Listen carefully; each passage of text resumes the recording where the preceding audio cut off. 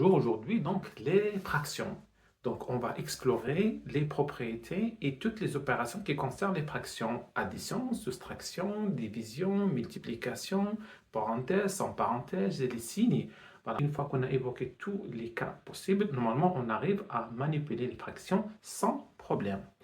Alors on se pose donc une expression qui donne une addition de deux fractions contenant le même dénominateur, b et b. Ce dénominateur, il est non nul. Deuxième cas de figure, pareillement, sauf que là, on a une addition et ça, une soustraction. Dénominateur identique, addition, soustraction, non nul. Comment peut-on faire? Là, quand on a un cas comme ça, on peut mettre un dénominateur commun qui s'appelle le b dans le premier cas ou le deuxième cas. Et on n'a que additionner les deux numérateurs en haut ou les soustraire.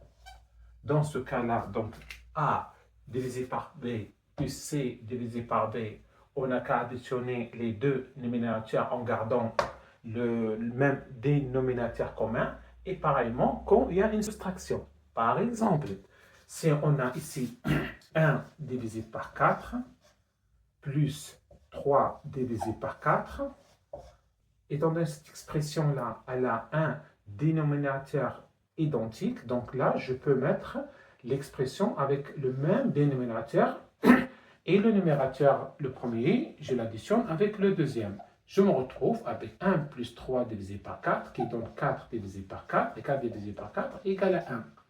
Dans le cas de soustraction, on prend le même exemple, 1 divisé par 4, moins 3 divisé par 4, qu'est-ce qu'on a dit? On a dit on met le tout avec le même dénominateur et le numérateur, on fait la soustraction. 1 moins 3 divisé par 4 égale à moins 2 divisé par 4 qui est égal à moins demi-1 sur 2.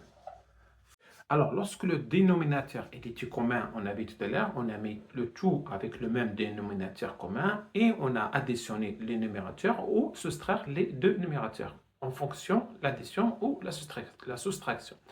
Maintenant, partons si le dénominateur n'est pas commun. Comment on fait? Donc, le mieux, prendre cet exemple-là. Alors, nous avons a égale à 5 divisé par 6 moins 2 divisé par 9. Donc là, on ne peut pas mettre ça en commun. On ne peut pas mettre comme on a fait tout à l'heure parce que le dénominateur 6 est différent de 9. D'accord? En général, donc avant de faire ce que je veux dire, pensez toujours à simplifier. Mais là, je ne peux pas simplifier ni 5 avec les 6, ni 2 avec le 9.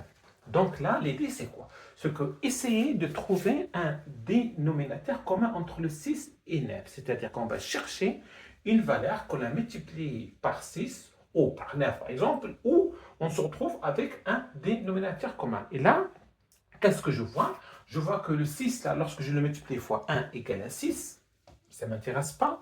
6 fois 2, 12, ça ne m'intéresse pas. Et 6 fois 3 égale à 18. Ah, il est 18 là, donc 9, et c'est un divisible de 18. Donc, c'est intéressant de mettre le tout par 18. Alors, pour faire 18 ici, qu'est-ce qu'on fait? Donc, ici, je multiplie fois 3. Étant donné que je multiplie le dénominateur fois 3, il faut que je fasse pareillement pour le numérateur. Soit juste. Je multiplie fois 3 en bas, je multiplie fois 3 en haut. OK. Ça, je sais que ça va me donner 18. Et le 9 pour faire 18, je multiplie fois 2. Si ici je multiplie fois 2, le dénominateur, je fais la même chose pour le numérateur, fois 2. Ça, c'est le plus difficile. Après ça, il n'y a que des calculs simples, c'est-à-dire le A égale 5 fois 3, 15, 6 fois 3, 18, moins 2 fois 2, 4, 9 fois 2, 18.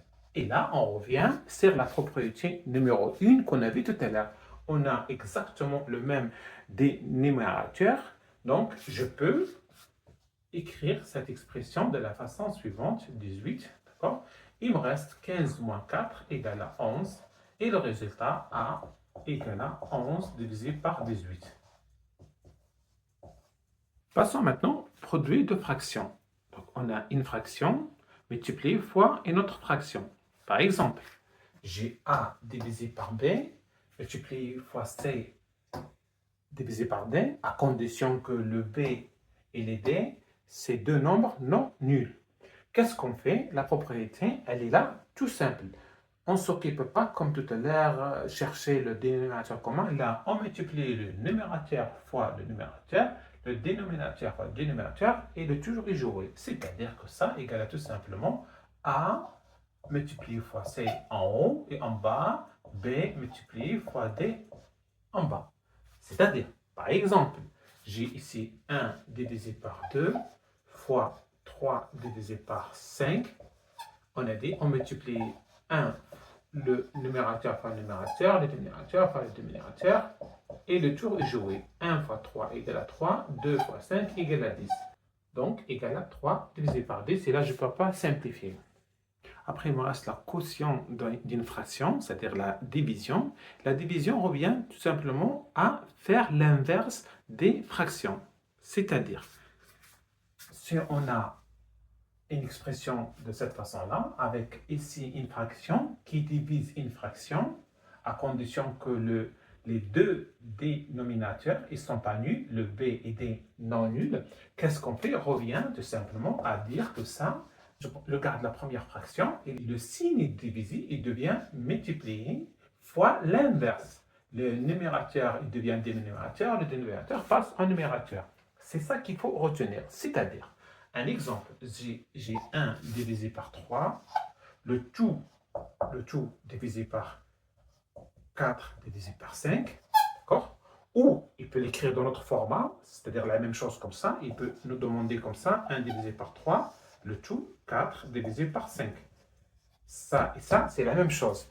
Ça, qu'est-ce qu'on dit? On applique cette règle-là qu'on dit, donc on garde la première fraction et le signe divisé devient multiplication et j'inverse la deuxième fraction. Ça devient 5 divisé par 4 au lieu de 4 divisé par 5. Et le reste, on revient sur la propriété qu'on avait précédemment. Lorsqu'il y a des multiplications, je multiplie le numérateur par le numérateur, le dénominateur par le dénominateur, et ça me donne 1 fois 5, le tout 3 fois 4, égale à 5 divisé par 12. Ici aussi, 5 divisé par 12. Alors, prenons cet exemple de cette expression un peu musclée, donc qui est composée avec deux fractions. Dans la fraction, il y a des fractions. C'est-à-dire on a donc une fraction en haut, en bas, et cette fraction, elle contient déjà une expression avec d'autres fractions. Alors, la première chose, toujours, je vous rappelle tout simplement, pensez toujours à simplifier avant de commencer à additionner une soustraction. Donc là, pas de simplification, non et non. Pas de simplification. Après, pensez toujours au mode opératoire calculatoire, c'est-à-dire j'enlève tout d'abord ce qu'il y a entre parenthèses, la multiplication et la division, après je passe en dernier plan sur l'addition et la soustraction. Ici, donc, gardons donc exactement donc, la division principale et on va s'occuper de faire ici avec le même dénominateur. Observez entre le 2 et le 3, le chiffre le plus qui les réunit ensemble, c'est le 6. Donc ici, en fait, tout simplement, on va faire ici 1 divisé par 6. Donc ici, je multiplie par 6. Plus 1 ici, c'est 6. Par avoir 6 ici, je multiplie par combien ici? Et par 3. 2 fois 3 égale à 6. Ici, je garde le moins, je marque 6 ici. Étant donné que je multiplie par 2 ici, je multiplie ici fois 2. Et je garde aussi, donc, la dénominateur inchangé, 7 divisé par 2. Et on fait un petit peu le calcul. On garde toujours la division principale et on commence ici, on va avoir 6. Et en haut, on aura 6 plus 3 moins 2. Et en bas, 7 divisé par 12. On continue. A égale à combien? On garde celle-là, la division principale. 6 plus 3, 9. 9 moins 2 égale à 7. Donc en haut, on aura 7 divisé par 6. Et en bas, on aura 7 divisé par 12. Et là, on arrive à la propriété numéro 3 qu'on avait précédemment qui concerne la division. Diviser deux fractions revient tout simplement à garder la première fraction et la deuxième en inverse. C'est-à-dire là, égal à, je garde la première fraction et la deuxième, le signe division il devient multiplication et j'inverse la fraction. Et là, je me retrouve à 12 divisé par combien? 7. Voilà.